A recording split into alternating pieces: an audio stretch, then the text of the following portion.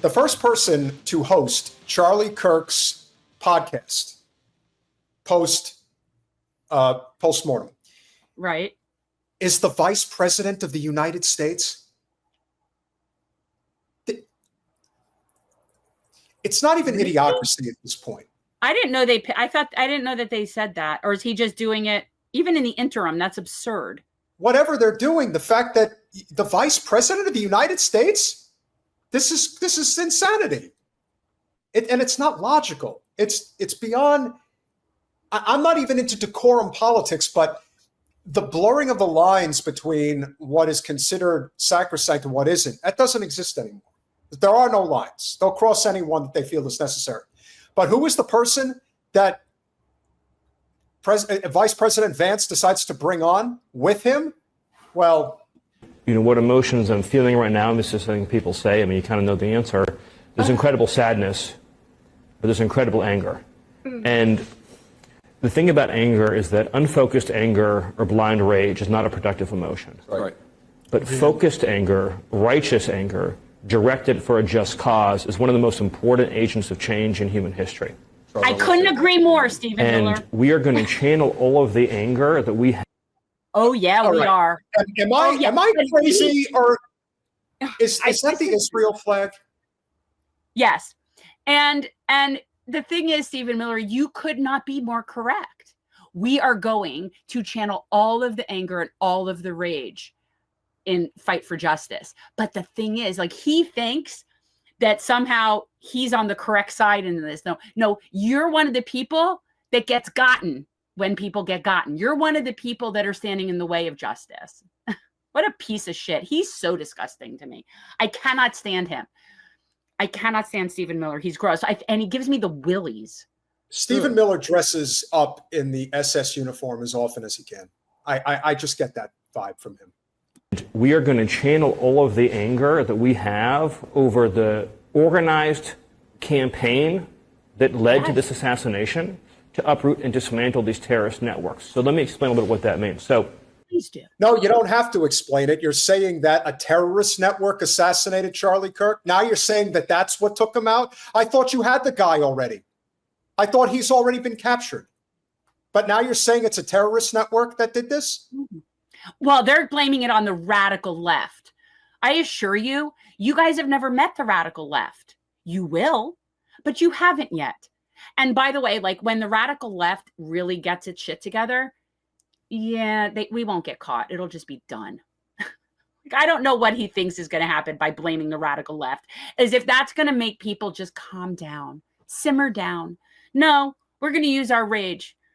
We're going to use all of it at people like this. Oh, I'm angry. Stephen Miller definitely has one of the most punchable faces I've ever seen. Just want to put that out. It's disgusting. You've got 30 seconds. So be quick, Stephen. The organized doxing campaigns, the organized riots, the organized street violence, the organized campaigns of dehumanization, vilification, posting people's addresses, combining that with messaging that's designed to trigger and incite violence, and the actual organized cells that carry out and facilitate the violence, it is a vast domestic terror movement. And with God as my witness, it's run by you. We're going to use. That's so fun. Like, everything he's saying is true, but the terrorists that he's talking about are them. It's so weird, like the bizarro world, like we're being gaslit. Like, everything he's saying is accurate, but just inverted. Well, like I said, they are really bad at lying. This is not their modus operandi. They're actually really, whatever their intentions are, it ends up coming out the complete opposite. Like, they look completely guilty. Like, they did something they should not have done. They're using Charlie Kirk as a martyr. And well, they're doing damage control. They're creating the narrative so as to not be the narrative. And I think that people see through it. And this friggin' Uncle Fester fuck is just so disgusting. I can't. He's a lot worse than that, but we'll finish it up. Every resource we have at the Department of Justice, Homeland Security, and throughout this government to identify, disrupt, dismantle, and destroy these networks and make America safe again for the American people. It will happen, and we will do it in Charlie's name. Thank you, Stephen. Don't go away. I'll be joined by a guest of Friends just in a few seconds. Oh, gee, I can't wait to see who else you talk to. Just He's the image of He's a total fraud. But the Charlie Kirk show hosted by the Vice President of the United States, you don't see a conflict of interest here? We don't have conflicts of interest here. No. The mask is off. The mask is off. This is ridiculous. They're not even attempting to not blur the lines. You know, there's supposed to be the separation of church and state. Well, there's also supposed to be journalism. This is not journalism. Well, did anybody think Charlie Kirk was a journalist? No, but if anybody was questioning whether we have state-run media in the United States, you look no further than that image. I mean, that image is everything. That image is telling you right there that we control the narrative, and whoever we grant the privilege of being able to espouse the message we want coming directly from the State Department, well, it's not just Charlie Kirk, it's anybody else. And that goes for the liberal side or the conservative side. Oh, that goes for J.D. Vance. You want to talk about another creation? So Charlie Kirk was created like a Spice Girl situation by the Koch brothers and Tea Party and the GOP and all that. He was basically plucked as a teenager and created. They created him. So they had this, well, we brought you into this world, we can take you out kind of attitude about it. And I got to tell you, J.D. Vance has similar backstory because he represents Peter Thiel. Yep. And that whole situation with Palantir and all that, that's some creepy shit. And that's who this guy was created from. So who's he answering to? And your hairpiece is fooling no one, JD. No one. He has a hairpiece? I didn't know that. Oh my God. Okay. I mean, I'm not saying wrong. I mean, yeah, I guess. That's a rug. So is Rubio's. But hey. I don't care. It's just ridiculous. All of them are ridiculous. And the only reason that somebody like J.D. Vance is doing this kind of shit is because he's worried that if he steps out of line, he'll be next. Well, I think that's how they. Yeah. I mean, I definitely think that's how they're all thinking right now. I think that they're all trying to get ducks in a row. They should, because they're all creations. They're all creations of the oligarchy. Well, this is also why you had Pac-Man as defiant as he was when he got caught with his hand in the cookie jar, basically defending his actions, suggesting that, no, this is what we need to do to compete against them. I know it doesn't look very good on the surface, but trust me when I tell you, it's for your own good. And this is the way it needs to be. And in the case of J.D. Vance, listen, I've said I like Glenn Greenwald. I think he does great journalism. But you know what? He talked up J.D. Vance a lot. He did. And anybody who talked up J.D. Vance, I mean, I didn't really know him, but you would hope that anybody who really knew him understood that guys like this don't just get plucked out of obscurity. Just like Obama got plucked out of obscurity, guys like J.D., they don't get plucked out for no reason. They know exactly what they're getting. And the only reason why Obama got picked over Hillary Clinton is because Obama he's not a good, he is a great politician. Yeah, and Hillary is a lousy politician. And that is why he was picked, because he could sell empire. People forget that in the first go around back in 2008, Obama took a lot more Wall Street money than even Hillary did. So make no mistake, it's a broken system. They've broken it. And now, because apparently one of their most important messengers, this is why we need to get Casey Malone back on the podcast, because Charlie was without question, in terms of anyone under the age of 45, there was no voice more important to Christian Zionism in the United States than him, which is why right now it should be considered extremely sinister that Ben Shapiro is making a power play to take over Turning Point USA. No, it isn't. Charlie Kirk was a creation that they made when he was a teenager. And for people who don't know, our brains are not fully formed until about 25, 26. Yes. So when you take somebody at that young of an age and you put them in a very particular narrative in a particular position, you're kind of banking that they're not going to grow and evolve and change. And while Charlie didn't much, it does seem that he was starting to question Israel and what was going on between Israel and the Epstein files. And he was starting to poke around and ask questions. And you're not allowed to do that. But somebody like J.D. Vance, and why it is so much more sinister, is he's been in a lot longer. He's been in a lot longer, and he's been playing the game. He's been in character for a whole lot longer. And I think he is a puppet. And I think it's very scary. And as far as Charlie Kirk, maybe he would have developed and grown more on his issue regarding Zionism. Who knows what would have happened? But they couldn't afford that. Plus, they were probably pissed as hell that they made him in the first place and he dared to question them. It's like biting the hand that feeds you. The other thing that I've noticed over the past few days, which should not come as any surprise to anybody, is the constant talk from the so-called left type of politics. And we all know who these guys are. I don't have to name them. But the only thing that they want to focus on is the fact that Charlie said some really bigoted stuff over the years. Yes, it's bad stuff. But you know what? If you're not going to address this direct connection with Israel, which it seems like none of you want to do, then that also lends into the truth about it's one small club and you're not invited. They get their talking points. They get what's approved, what could be addressed and what can't. And then you get what you get. But you know who isn't playing by those rules, Jen? Friend of the show, James Lee. But he wants you to know, just be very clear here. Israel didn't do anything wrong. In fact, Israel's perfect. Israel's perfect. So let's hear nothing to see here, folks. Over the rainbow, why then, why can't I? 50 states, one Israel. What is that? Well, the state of Israel just posted this on their Instagram a few hours ago. Quote, the 50 states, one Israel delegation has landed in Israel.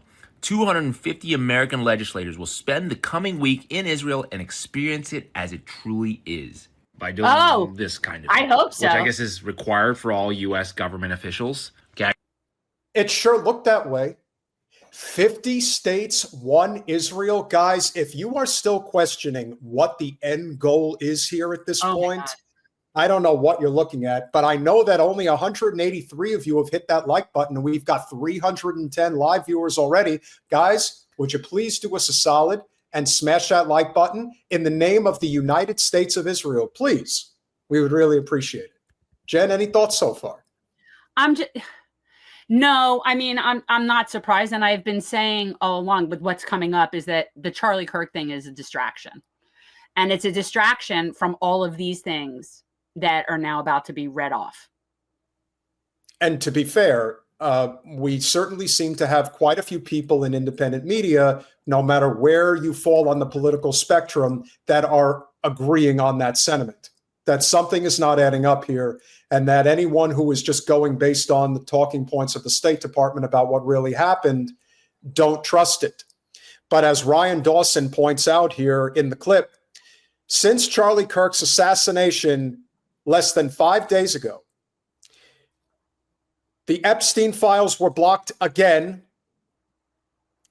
An amendment was passed banning the Pentagon from boycotting Israel. A proposal bill for Rubio revoked passports for Israel critics, meaning anyone who lives in the United States and says that Israel is evil or whatever. You're coming for my passport, little Mario? Sorry. Marco Rubio. House approves $650 million in additional funding for Israel missiles. And let's not forget the coup de grace. Lauren Boebert gets a bipartisan anti-BDS bill passed on Friday. Yeah. You got to keep your eye on the ball, ladies and gentlemen. We're going to dive deeper into what really happened at the assassination, not tonight, possibly Thursday, definitely Saturday, if no later than that. But James has more to say. I just want to point out to everybody that since Charlie Kirk was assassinated on September 10th, the U.S. government has blocked the Epstein files release, passed an amendment that banned the Pentagon from boycotting Israel, proposed a bill from Marco Rubio to revoke passports for critics of Israel. The House also approved $650 million for Israel's missile defense. And as you just saw there, Marco Rubio visited Israel. And now, once again, there are 250 legislators in Israel at the 50 states One Israel delegation being serenaded with Somewhere Over the Rainbow, a song known as a Project Monarch trigger for mind control MK Ultra slave. That's interesting. I didn't know that one. That's new to me. I doubt you knew that too. I Well, I don't know what any of that really is. Like I've heard of it, but I don't know what that's all about. Well, I don't know invoking the Wizard of Oz is the reason why one would think of MK Ultra, but Somewhere Over the Rainbow, which did bring makes me think of gay people, not MK Ultra. Somewhere Over the Rainbow. Well, the whole thing is the friend idea. of Dorothy. Friend of Dorothy is a phrase, is a saying for people that were gay. Like there is a very, very strong connection about the rainbow, Somewhere Over the Rainbow. Yeah. Like there is a very strong link between Somewhere Over the Rainbow, Wizard of Oz, and the LGBTQ community. Like that is. I was not aware of that. I was not aware of that. Very much so. Yes. But so not surprising. I just think that's weird. Well, I'm just not weird to me. I think it's, whatever, but that they would do that. The other thing that isn't being pointed out here, which I think is important, is you've got 250 American legislators in Israel right now, 50 states, one Israel. Now, are we talking all federal legislators, or are these also state legislators? Are they mayors? Yeah, possibly. Governors? I mean, well, look, Florida is the state that has the most money in Israel bonds. Florida has the most out of any state in the country. And the number one county is Palm Beach County. Gee, what's the common thread with Palm Beach County? So it's Florida of all, I'm saying, of the states where you're going to have a lot of Zio bitches in the legislature. Florida is probably up there.